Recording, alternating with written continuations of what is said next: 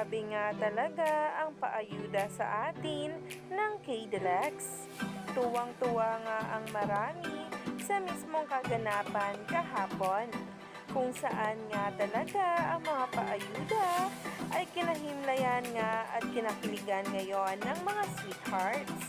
Kaya naman sa mga ganitong litrato talaga ay hindi nagpapahuli dito ang mga sweethearts. Kaya naman sabay-sabay nating tingnan at alamin ang isa pang video na nagtitrending.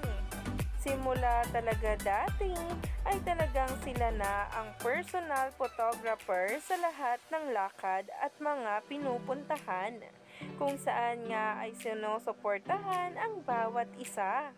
Pero agaw pansin nga ang kamatsuhan dito ni KD Estrada.